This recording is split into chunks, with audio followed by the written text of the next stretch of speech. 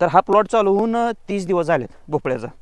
तर 30 दिवसामध्ये या शेतकऱ्याने 30,000 नग काढलेत आणि प्रत्येक नग हा म्हणजे हे जे शेतकरी आहेत या भोपळ्याची जी विक्री करतात ते नगावरती विक्री करतात. म्हणजे सोलापूर मार्केटिंगला जे मार्केटमध्ये विक्री केली जाते तर भोपळ्याची ही नगावर मार्केटिंग केली जाते. आणि सध्याला मार्केटमध्ये दर जर सांगायचं झालं तर या नगाला 10 रुपयापासून ते 15 रुपयापर्यंत दर आहे मार्केटमध्ये. शेतकऱ्यांनी आतापर्यंत हे तिसरं पीक आहे, सलग तिसरं पीक घेतलेलं आहे. म्हणजे पहिल्यांदा कारल्याची लागवड केली, त्यानंतर दोडका आणि त्यानंतर आता केलेली याची ती भोपळ्याची लागवड केलेली आहे. तर फाउंडेशन आहे असं आहे, म्हणजे द्राक्षीचं पहिलं फाउंडेशन आहे आणि त्यानंतर ही जाळी वगैरे मारली आहे या शेतकऱ्याने. तर ही पहिली जाळी आहे आणि जी खाली मल्चिंग दिसते तर मल्चिंग पेपर पण आहे, असाच मल्चिंग पेपर आहे. त्याच्यावर कुठलाही त्याने काय बदल केला नाही, हायरमध्ये बिया टोचून त्यांनी ह्याची लागवड केलेली आहे. तर कशा प्रकारे ह्याने ही लागवड केलेली आहे, ह्याचा वाण कोणता आहे आणि ही जी प्लॉट आहे ना 2 एकरामध्ये प्लॉट आहे शेतकरी मित्रांनो. आणि चालवून फक्त 30 दिवस झालेत आणि 30 दिवसात 30,000 नग काढलेले आहेत. आणि या शेतकऱ्याचं टार्गेट आहे 1 लाख नग ह्या 2 एकरातून काढायचं म्हणजे काढायचं. आणि फक्त किती बिया लावले त्यांनी, फक्त 6,000 बिया लावलेत. तर सर्व माहिती आपण या शेतकऱ्याकडून जाणून घेऊया, कशा प्रकारे ह्या शेतकऱ्याने यांचा खर्च वाचवलेला आहे, लेबरचा खर्च कसा वाचवलेला आहे.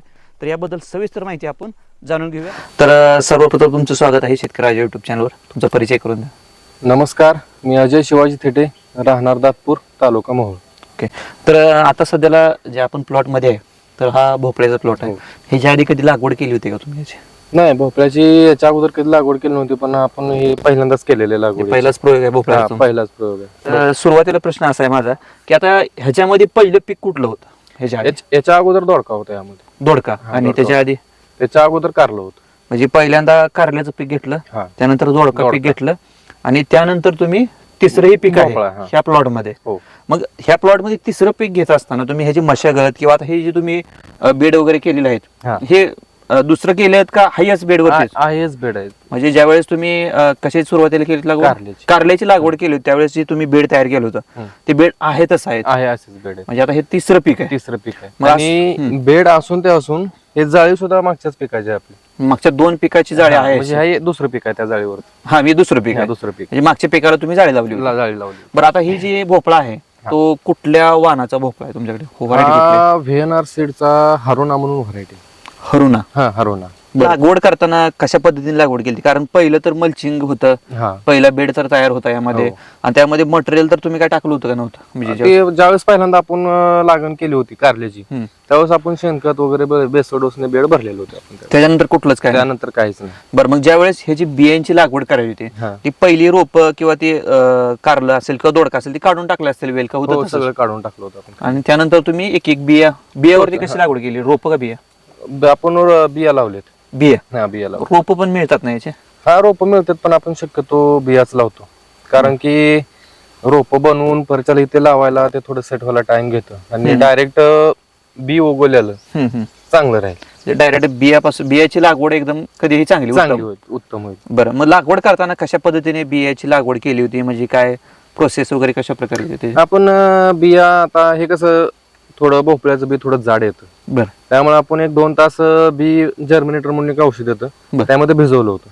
बरं. 2 तासानंतर सावलीमध्येच थोडं अर्धा तास वाळवलं, नंतर आपण बी टोचून घेतली होती. ह्याच्यामुळे फायदा काय होतो जर्मिनेटरनं? जर्मिनेशन जे आहे म्हणजे उगवण क्षमता जी आहे ते चांगल्या प्रकारे होते. बरं. हा, मग आता तुम्ही एक उदाहरण दिलं होतं काहीतरी शेजारच्या प्लॉटचं आणि तुमच्या प्लॉटचं? हा, म्हणजे एक आमचे मित्रच आहेत, त्यांचं दोडका लावला होता त्यांनी आणि आपल्या पण पलीकडे दोडका आहे.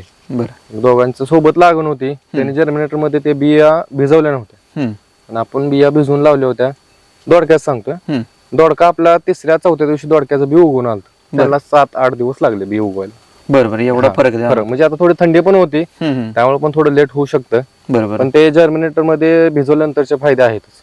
बरोबर. म्हणजे उगवण क्षमता तुमची चांगली होती. बरोबर. आणि रोपापेक्षा तुमच्या अनुभवानुसार बिया लावलेलं कधीही चांगलं? बरं, म्हणजे फक्त भोपळ्यामधलंच का इतर कुठल्याही? वेलवर घ्या, तुमचं भोपळा असेल, दोडका असेल, कारला असेल, बिया लावलेलं चांगलं राहील. म्हणजे याच्या आधी तुम्ही लागवड केलेली ती बियापासूनच केली होती? आपलं ते आता हे तिसरं पीक आहे, आपण बियाच लावलेले.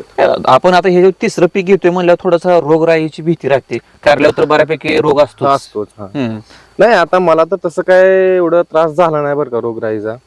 फवारणी वगैरे आपल्या सगळं वेळेवर असते त्यामुळे आपल्याला ते काय अडचण म्हणजे तो प्रॉब्लेम आलेलाच नाही आपल्याला. बरं, आता सर्वात महत्वाचं म्हणजे आता ह्यामध्ये किती 2 एकर प्लॉट आहे तुमचा? हा 2 एकर. 9 फुटावरती 2 एकर आहे. ओळीतील ओळीतील अंतर. अंतर 9 फूट आहे आपलं. आणि बियामधलं अंतर किती ठेवलं होतं तुम्ही? आपलं आता तसं बघायला गेलं तर आपलं 3 फुटावरती बी आहे. हम्म. म्हणजे आता हा वेल ते हा वेल 3 फूट अंतर आपलं. 2 बियामधलं 3 फूट 3 अंतर. फूट अंतर आहे. असं सरळ लावलं का असं झिगझॅग पद्धतीने? आता कसं आता समोरासमोरच येणार तुम्हाला हे. बरं. 3 तिकडं म्हणजे असं झिगझॅगच आहे. पण 2 बियातलं अंतर 3 फूट आहे. बरं. हा. पण झिगझॅग पद्धतीने. हा. साधारण किती महिने झाला आता या प्लॉटला? 3 महिने होत आलेत आता प्लॉटला. 3 महिने. आज 20 डिसेंबर आहे. हा आपले 45-50व्या दिवशी पालवणी झाली होती. 50व्या दिवशी पालवणी झाली होती आपली. बरोबर. 45 दिवसानंतर पालवणी झाली आपली. म्हणजे प्लॉट कधी चालू झाला? किती दिवसात? 45 दिवसानंतर प्लॉट चालू झाला. म्हणजे 1.5 महिन्यानंतर प्लॉट चालू झाला. 1.5 महिन्यानंतर प्लॉट तुमचा चालू झाला. झाला. बरोबर. आता सध्याला ह्याच्यामध्ये काय रोगराई वगैरे काय आता प्रमाण असतं आपल्याला म्हणजे थोडा भुरीचा वगैरे थंडीमध्ये त्रास होतो. भुरीचा? हा भुरी रोगाचा त्रास होतो. त्या काय करता तुम्ही त्यासाठी? भुरीसाठी आपण स्प्रे घेतलेत. बरं.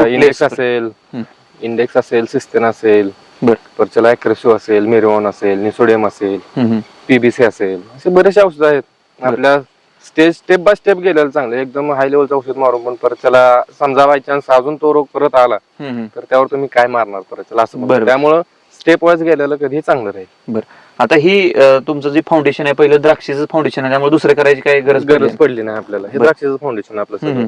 तर ह्याच्यामध्ये ज्यावेळेस जे उगवून आलेले असतात, ज्यावेळेस लहान रोप असतं, मग त्या टायमिंगला काय रोगराईचं प्रमाण वगैरे त्यावरती असतं? त्यावेळेस काय आता म्हणजे मला तर काय झालं नाही त्रास. म्हणजे असं आळी वगैरे येते त्यासाठी तुम्हाला स्प्रे वगैरे घ्यावं लागतं. मग ज्यावेळेस रोप लहान असतं, मग आता ह्याला ड्रिप वगैरे काय आहे का? ड्रिप आहे. बरं, मग ह्याला ड्रिचिंग वगैरे काय करावं लागते का सुरुवात? आपण ड्रिंचिंग वगैरे काय केलं नाही. जे काय असेल ड्रिपद्वारे सोडलेलं आपण सगळं. बरोबर. म्हणजे हे झपाट्यानं वाढ व्हावं किंवा फास्ट वाढ व्हावं म्हणून यासाठी काय औषध वगैरे? त्यासाठी मग आपण सुरुवातीच्या काळात 19 असेल, फुटव्यासाठी 1261 असेल, ते आपण दिलेलं आहे. म्हणजे सुरुवातीच्या काळामध्ये. बरोबर. त्यानंतर आता माझा प्रत्येक तोडा झाल्यानंतर औषध जातच ड्रिप मधून. बरोबर. तर एक भुरीचं म्हटलं ना तुम्ही, मग भुरीसाठी काय अजून तुम्ही काय उपाय केले? तुम्ही म्हटलं पानं पण तोडून टाकतो. भुरीचं आता कुठेतरी असं पान दिसलं तर प्रमाण जास्त असेल तर ते पानं वगैरे तोडून टाकलेलं फायद्याचं राहील. बरं. हा, तुम्ही फवारणी करून पानं तोडता का? म्हणजे कशा प्रकारे? नाही, फवारणी करून जर तुम्हाला समजा जास्त थंडी वगैरे असेल, भुरीचा अटॅक जर जास्त असेल तर पानं वगैरे तोडून टाकून तुम्ही ते कंट्रोल मध्ये आणू शकता. तुम्ही तसं केलं होतं का उपाय? हो, आम्ही एकदा केलं होतं. पानं कुठे कुठे होते ते आम्ही तोडून टाकले होते पानं. बरं. फवारणी किती दिवसाला करावं लागते भुरीची? भुरीचे आता ते तुमचं किती प्लॉट तुमचा त्या रोगाला बळी पडलाय त्यावरती डिपेंड आहे. बरं. आता तुम्ही किती दिवसाला करता? आता आमचे 4 दिवसानंतर फवारणी होती. 4 दिवसानंतर फवारणी होती. बरोबर. मग आता सध्याला हार्वेस्टिंग चालू आहे तुमचा? हा, आपण दररोज तोडतो. बरं. किती दिवस आता किती माल निघतोय सध्याला? आता आम्ही सोलापूर मार्केट करतोय. बंटी शेट म्हणून आहेत आपले सोलापूरला. बंटी शेट कडे आपला माल असते दररोज. आपला 1000 नगापासून 1500 नग याच्यामध्ये माल निघतो दररोज.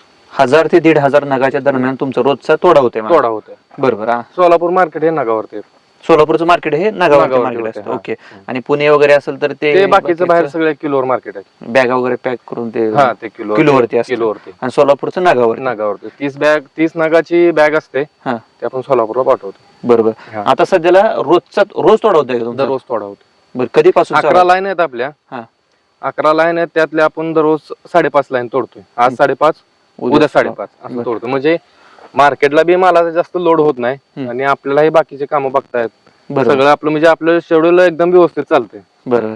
त्यामुळे आम्ही दररोज माल तोडतो. आता ही तोडल्यानंतर आता ही प्लॉट तोडायला आलेला आहे, हार्वेस्टिंग आणि ही 2 दिवसांनी आता अजून तोडायला येणार. एवढी झपाट्याने वाढ होते? होते. आपण त्यासाठीच आपण तोडा झाला की औषध वगैरे देतो ना खाली. बरोबर. वाढ होण्यासाठी. बरोबर. कसं हे जे फळ आहे का, ते उद्या बघितलं की ह्याच्यापेक्षा जास्त मोठं दिसणार तुम्हाला, लांबल्याला पण दिसणार. बरोबर. ते रात्रीत वाढ होत राहते. बरं. आता ही नगावरती तुम्ही विकताय म्हणल्यानंतर साधारण ह्याचं वजन किती भरतंय? याचं वजन कसं आता हे तुम्ही नग बघायला गेला तर हे 800-900 ग्रामला नग जाईल. बरं. बरोबर. मी ही साईज योग्य आहे का आता मार्केट हार्वेस्टिंगला? बरोबर. काय रेट काय चालू आहे सध्याला? तुम्हाला किती? सध्या आपल्याला 15 रुपये पासून 10 रुपये याच्यामध्ये नागाला मार्केट मिळालेलं आहे. 15 पासून ते 10 रुपये, 10 ते 15 मध्ये मार्केट मिळालेलं. सध्याच काय चालू आहे आता रात्रीचा आपला 11 रुपयाने गेलाय नगावरती. रोज किती माल निघला होता रात्री? किती नग होते? रात्री 1350 नग होते. बरं. म्हणजे नगावरतीच मार्केटचं रेट आहे 10 रुपये, 11 रुपये असं, 12 रुपये जे काय असेल ते नगावरतीच. नगावरतीच. बरोबर. म्हणजे आता किलोवरची काय भानगड नाही म्हणायचं. नाही सोलापूर मार्केटला तर किलोवरती जातच नाही. बरोबर. आपण सोलापूर मार्केट शिवाय दुसरं कुठलं मार्केट पण केलेलं नाही. हा, सोलापूर मार्केटच चालू आहे. बरं, चालू झाल्यापासून किती महिन्यापर्यंत याचा माल चालू राहतो साधारण? आता आमच्या अंदाजे आता सेटिंग तर भरपूर आहे, तुम्ही बघू शकता. भरपूर दिवस चालेल अशी अपेक्षा आहे प्लॉट तर. तरी साधारण किती महिन्यापर्यंत आता चालू आहे आमचं तुम्हाला सांगायचं म्हणलं तर आम्ही 1 लाख कमीत कमी 1 लाख नागाचं टार्गेट ठेवलेलं आहे. बरोबर. हा, 1 लाख 1 लाख नागाचं टार्गेट ठेवलेलं आहे. आणि कंपनी सांगते की एका वेळेला 20 ते 26 नागाच्या मध्ये नग निघू शकतात. 20 ते 26. म्हणजे आपण जर 20 जरी पकडले तरी आपले 1,20,000 नग होते. आपण 1 लाख नागाच किती रुपये लावले? बिया किती? 6 बिया 6,000 बिया आहेत. 6,000 बियामध्ये 6,000 बिया 1 लाख नागाचं टार्गेट आहे म्हणा. टार्गेट आहे आपलं. काय नाही, आता किती निघलेत? आता किती पर्यंत? आतापर्यंत आपले 30,000 नग गेलेत मार्केटला. 30,000 नग. 30,000 नग गेले. आरामात निघतात की? आरामात निघतील, जास्तच निघतील. पण आपण उगलय पण मोठं बोलून काय फायदा नाही. बरोबर आहे. त्यामुळे आपण 1 लाख नागाचं टार्गेट ठेवलंय. नग जास्तच निघणार, पण कमीत कमी 1 लाख तर सहज निघतील. टार्गेट आहे म्हणजे तेवढं. तर एक साधारण एकरी किती खर्च येतो याला? आता तसं पाहायला गेलं तर माझा खर्च फार कमी, कारण की माझा मल्चिंग पहिलंच आहे, जाळी माझी पहिलीच आहे, फाउंडेशन पहिलंच आहे. त्यामुळे मला फक्त बिया आणि बाकीचा फवारणी वगैरे याचाच खर्च आहे. बेसल डोस वगैरे टाकायची काय भानगड नसेल मला वाटतं. आपण बेड पहिलाच आहे, त्यामुळं आपण काय पहिल्यांदाच भरलेलं आहे. जे काय सोडायचं असेल ते तुम्ही ड्रिपद्वारे लिक्विडच मला वाटतं. हो, लिक्विड खत सगळं काय असेल ते. साधारण किती येतं एकरी तरी? आता ही जरी सोडला आता हे तुमचा ह्याच्यामुळे खर्च वाचलेला आहे तुमचा. बियाला किती खर्च झाला होता? बियाला आपल्याला बघा की 7,500 रुपये गेले होते. ते 6,000 बियासाठी? बरोबर. कितीला पॉकेट मध्ये किती बिया बसतात काय? आता ते वजनावरती राहतं, लॉट वरती पण राहतं. कुठला लॉटला समजा बी जाड असेल तर बियाची संख्या कमी निघणार, जास्त निघणार. बरोबर. हा, ते बियाचं सिलेक्शन करताना कसं ओळखायचं किंवा कसं सिलेक्शन करता तुम्ही? आता कसं, आता ते तुम्ही जाड म्हणला, जाड बारीक काय असतं का त्यामध्ये? नाही, ते जाड बारीक म्हणजे कसं, आता जे कंपनीचं जे लॉट आहे बनवणारे ते कुठला म्हणजे असं समजा ते त्या बिया कशा तयार झालेत, जाड आहेत किंवा हलके आहेत, मिडियम आहेत, वजनाला बरोबर त्याच्यावरती डिपेंड राहते ते बियांची संख्या त्या एका पाऊच मध्ये. बरोबर. आता हे वेनाचं तर तसं नाही, याच तर 350 बिये पाऊच मध्ये येते तसं एका पाऊच मध्ये. एका पाऊच मध्ये. बरोबर. साधारण तरी नाही म्हटलं तरी एकरी जरी किती खर्च आलेला आहे आता तुम्हाला चालवलं तरी? आता सध्या बघायला गेलं तर आपला खर्च 50,000 पर्यंत खर्च आहे आपला 2 एकरातला. म्हणजे असं बाकीचं फाटे वरती घ्यायला वगैरे लेबर असेल, औषध असेल, फवारणी असेल, तेवढं धरून. मग नंतर जर मग शेतकऱ्याला जर थेट करायचं असेल लागवड, म्हणजे फाउंडेशन करायचं असेल, मल्चिंग, त्याची मशागत असेल तर त्याला ती खर्च वाढत जाणार. आता ह्याच्यामधून आता हे गवत वगैरे काढायचं की कसं केलं काय, म्हणजे गवताचं तणाचं नियोजन? हो, आम्ही काय करतो आता, हे मधलं तर पूर्ण आपल्या ट्रॅक्टरने मेहनत होते. हे मल्चिंगचं साईडचं जे गवत राहतं त्याला आपण तणनाशकच स्प्रे करतो. तणनाशक चालतंय का याच्यामध्ये? आपण आता स्वतः आपण करतोय म्हणून ते व्यवस्थित चालतंय. म्हणजे लेबर वगैरे असेल तर मग ते तुमच्या स्वतःच्या जबाबदारीवरती. बरोबर.